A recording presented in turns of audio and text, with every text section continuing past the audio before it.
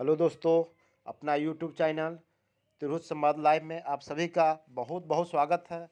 सक्षमता परीक्षा 2024 बहुत ही नज़दीक है और उसी को ध्यान में रख के आज हमने चार चार विषयों का करेंट अफेयर्स, सामाजिक विज्ञान, भूगोल और भारतीय संविधान से 30 महत्वपूर्ण प्रश्नों का सेट लेकर आप सबों के समक्ष उपस्थित हूँ। तो चलिए बिना देरी किए हुए वीडियो स्टार्ट करते हैं।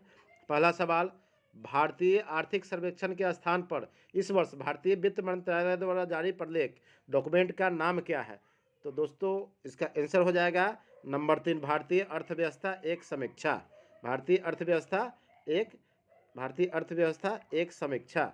चलिए अगला क्वेश्चन हम देखते हैं।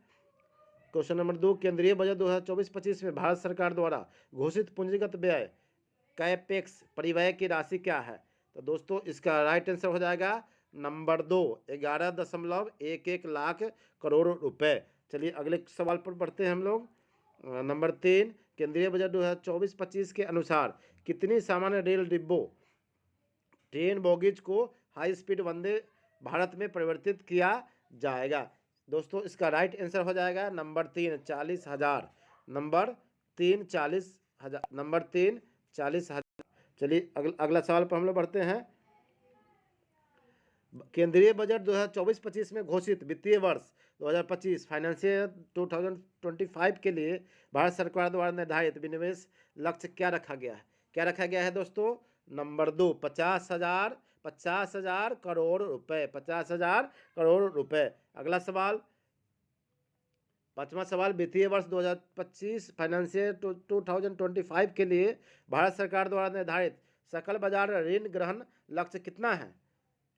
ये इसका राइट आंसर हो जाएगा दोस्तों नंबर 3, 14.13 लाख करोड़ रुपए। नंबर 3, 14.13 लाख करोड़ रुपए। अगला सवाल छठा सवाल, राजहंस पर्व किस भारतीय राज्य में मनाया जाता है? तो दोस्तों इसका राइट आंसर हो जाएगा नंबर 4, आंध्र प्रदेश।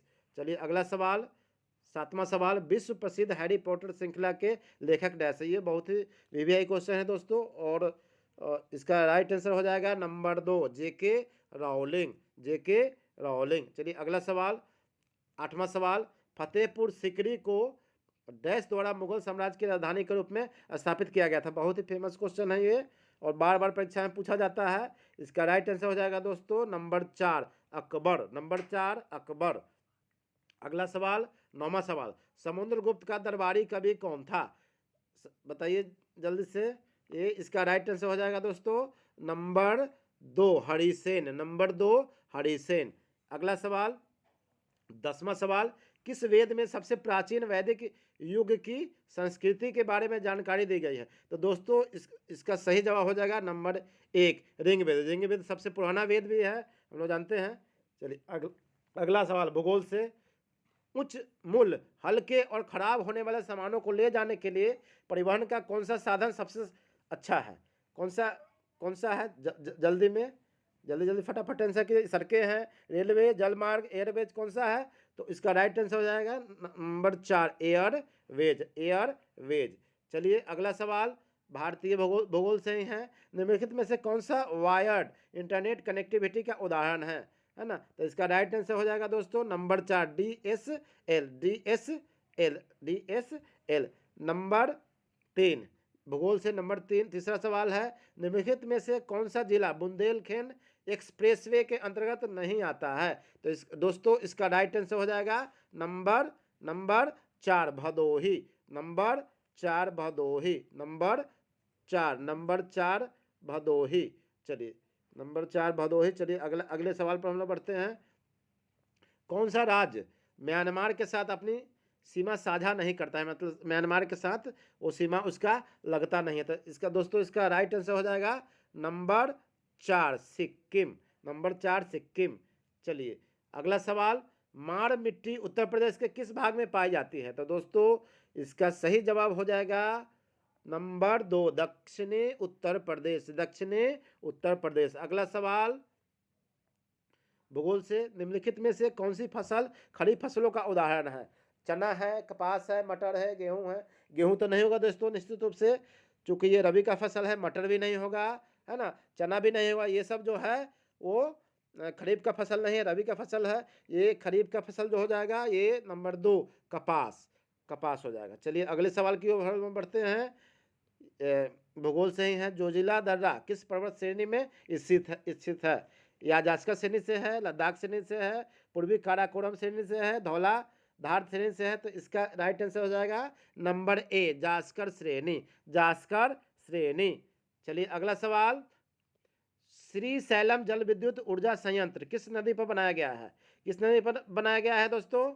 तो इसका राइट आंसर हो जाएगा नंबर 3, नंबर 3 कृष्णा नदी, कृष्णा नदी। अगला सवाल, सतलज नदी किस दर्रे से होकर भारत में प्रवेश करती है? सतलज नदी किस दर्रे से होकर भारत में प्रवेश करती है? तो इसका राइट आंसर हो जाएगा दोस्तों नंबर 4 सिपकिला दर्रा, सिपकिला दर्रा। चलिए अब अगला सवाल, डैश पृथ्वी के चुंबकीय क्षेत्र के लिए जिम्मेवार है? कौन सा जिम्मेवार है? तो नंबर 3 बाहरी कोण। क्या हो जाएगा दोस्तों? इसमें हो जाएगा बाहरी, बाहरी कोण। क्या हो जाएगा दोस्तों? बाहरी कोण। ठीक है, अब आगे की तरफ बढ़ते हैं हम लोग। भारत संविधान से है। भारत के संविधान में मौलिक कर्तव्य डैश में प्रतिस्थापित है। तो इसका राइट आंसर हो जाएगा दोस्तों नंबर 4, नंबर 4 भाग 4 का अनुच्छेद 51 का। दोस्तों 4 ही ऑप्शन होगा आपके जो MCQ टेस्ट जो होगा कंप्यूटर बेस्ड CBT, वो आपके स्क्रीन पर 4 ही आएंगे, 5वां ऑप्शन नहीं होगा। ठीक है, ये आप निश्चिंत रहे इसके लिए। चलिए अगला क्वेश्चन, भारतीय संविधान का मुख्य आधार है? क्या आधार है? ब्रिटेन का संविधान है, आयरलैंड का संविधान है, भारत सरकार अधिनियम 1935 है, उपयुक्त में से एक से अधिक, उपयुक्त में से कोई नहीं। दोस्तों अभी हमने बताया कि 4 ही रहेंगे, 4 ही मानकर चलना है। तो इसका राइट आंसर हो जाएगा दोस्तों नंबर 3 भारत सरकार अधिनियम। क्योंकि जितने भी संविधान में जो भाग लिए गए हैं इसका आधार जो है वो भारत सरकार अधिनियम 1935 बनाया गया है। तो इसका राइट आंसर हो जाएगा नंबर 3, नंबर 3। अगला सवाल, भारत का मूल संविधान डैश द्वारा हस्तलिखित किया गया है? किसके द्वारा किया गया है? तो इसका राइट आंसर हो जाएगा नंबर 3 प्रेम बिहारी नारायण रायजादा, नंबर 3 प्रेम बिहारी नारायण रायजादा।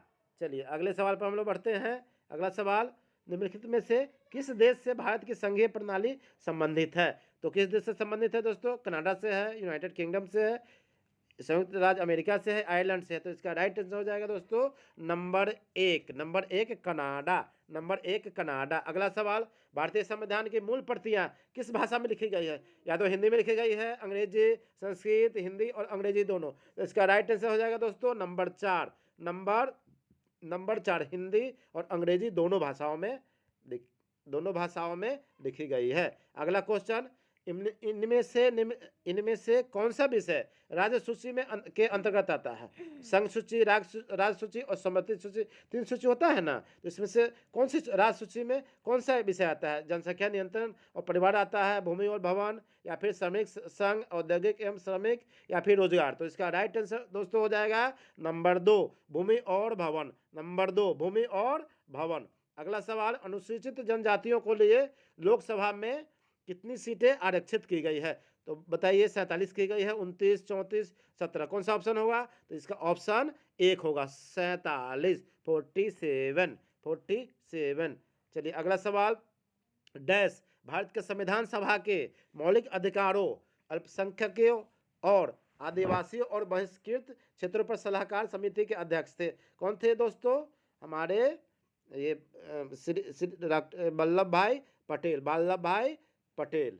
ठीक है, इसका राइट आंसर हो जाएगा नंबर 1 वल्लभ भाई पटेल। अगला सवाल, भारत के संविधान के निम्नलिखित लेखों में से कौन सा घोषित करता है कि सर्वोच्च न्यायालय जो है एक रिकॉर्ड न्यायालय होगा? इसका राइट आंसर हो जाएगा दोस्तों नंबर 3, नंबर 3 अनुच्छेद 129, नंबर 3 अनुच्छेद 129। अगला सवाल अंतिम सवाल है इस सीरीज का, भारत का संविधान कब लागू किया गया था? हम लोग सभी जानते हैं भारत का संविधान जो है वो 26 जनवरी 1950 ईस्वी को लागू हुआ था। इसका आंसर हो जाएगा नंबर 2, नंबर 2 हो जाएगा।